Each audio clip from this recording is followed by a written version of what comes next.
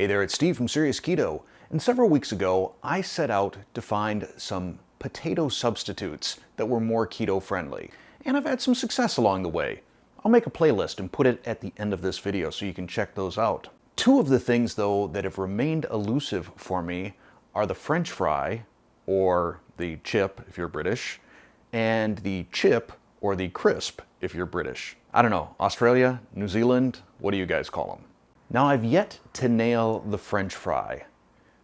That one's been tough just because there are not a lot of keto-friendly oils that you can use in volume to deep fry something and not have it break the bank. However, using a dehydrator, after several batches, I have managed to create a chip/crisp out of jicama.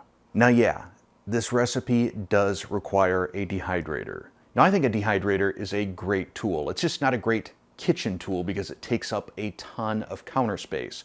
But if you've got someplace else in the house, you can use it. It's great for making beef jerky. It's great for dehydrating things. I guess that's sort of redundant, it's a dehydrator. But herbs, garlic, vegetables. Now I've got a 9-tray Excalibur model. I will link to a number of different models down below in the description, just in case you're interested. I also did probably close to 10 batches of these chips before I finally dialed in on the right temperature and the right time, which I will describe as we make the video. Connor must have thought I wanted the biggest jicama he could find. This is a monster. This is almost 3 pounds, or around 1,300 grams, I think. At least that's what it is before we peel it. In terms of peeling, I recommend using a knife. I haven't found a peeler that goes through the skin very effectively. So we start by cutting off the ends.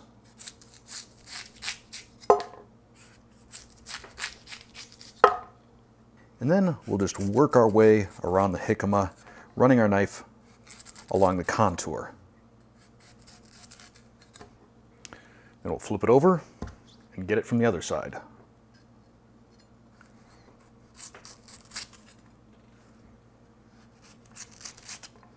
And then I'll just tidy up any spots that I missed. And this will go to the compost bin. Then we'll slice this in half. Next, we're going to slice these into super thin chips using a hand mandolin and a Kevlar glove so you don't take off any fingertips. I found that the chips turn out far better if you slice the jicama, I guess I'd call it perpendicular to the way it is, so in sort of up and down type slices. I don't know how well I'm describing that. But you saw how this was. I cut it in half, and now I'm going to make the slices from this rather than from this. Oftentimes that first one's going to turn out a little ratty. Don't worry about that. Now you can see how thin I'm slicing these.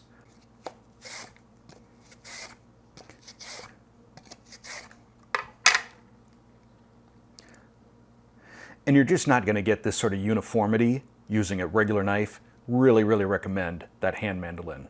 There we go. That's a pretty big pile of jicama chips. Next, I have 1/4 cup, or about 60 milliliters of water. To that, I'm going to add a 1/2 cup, or 120 milliliters, of white vinegar. To this, I'll add 1 teaspoon of kosher salt, and stir until dissolved.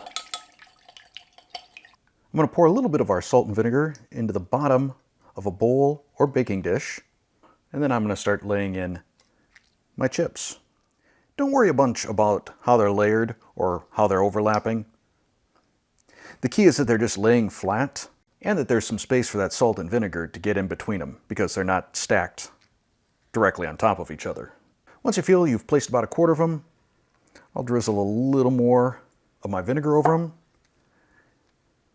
and continue to layer. It's almost like lasagna, except with jicama instead of noodles and vinegar instead of sauce. We have all of our jicama layered and soaking in our brine. I weighed this after peeling it and removing some of the scrap and gnarly bits, and we're at about a little over 2 pounds, roughly 1 kilogram. Now we're going to let this sit for at least an hour or 2. About halfway through, I'll grab the jicama and flip it over so that all my chips get a nice dose of vinegar and salt. If you want, you can also leave this in the fridge overnight. I've drained the excess brine off of my jicama. Now I'm going to lay down a towel so that any excess drips don't get on my cutting board. And then I'll start loading up my dehydrator trays.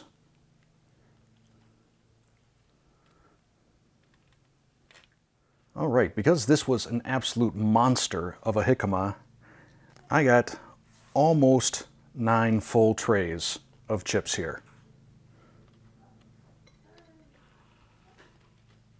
At this point, it's kind of up to you if you want to do some extra seasoning or not. I tasted a few of these raw. They're pretty good, but if you want that really rip your mouth up sort of vinegar that you get on store-bought potato chips, you're gonna want to sprinkle some vinegar powder onto your chips. And I'll show you my method for that in just a second.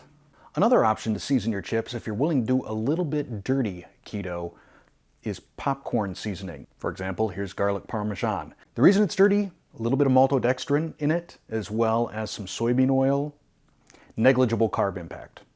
If you want to apply vinegar powder or salt or any seasoning, my recommendation is to put it in a really fine sieve like this, and then just sort of tap so that you snow down that seasoning.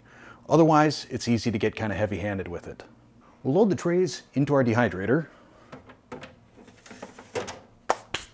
Then we'll set it to 115 degrees and let these go for 4 hours. Then we're going to rotate the trays and let them go for another 4 hours.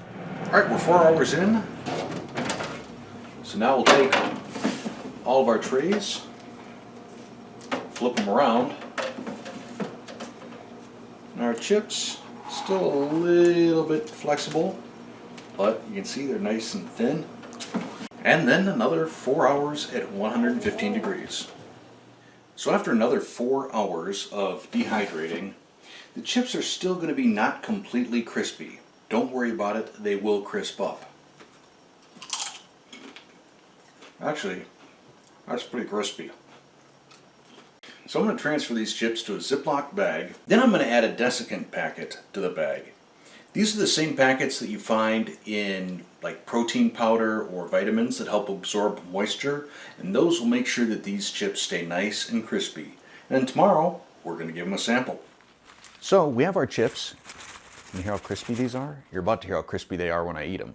You can see how those big slices really shrunk down in the dehydrator. That's what a potato chip sounds like. I will tell you that dehydrating does bring out a little bit more of the sweetness in the flavor of jicama. And it may take a few trials to dial in on exactly the amount of spice or seasoning that you like. I really like that vinegar powder that I used. And I think you can go fairly liberally on that if you're trying to achieve sort of a store-bought salt and vinegar sort of chip. In terms of carbs, you're looking at 2 net grams per serving, and I measured out a serving as 1 ounce or just a little shy of 30 grams. You're going to want to make sure you use one of these desiccant packets in your Ziploc bag, just to keep them fresh. I've had bags stay crisp for 2 weeks or more just by putting a desiccant packet in them. I will link to these down in the description, or whenever you have a bottle of vitamins or supplements or protein powder, just take that desiccant packet out. They also work great if you're doing like my candied pecans or almonds to keep those nice and crisp. So there you go. You've now got some keto-friendly potato chips. If you enjoyed this video, click that like button. If you're not already a subscriber, hit that subscribe button. If you want to be notified whenever I release a new video, tap that bell. And if you're interested in supporting the Serious Keto Test Kitchen, click that join button. See what some of the membership options are about. No obligation. Thanks for watching.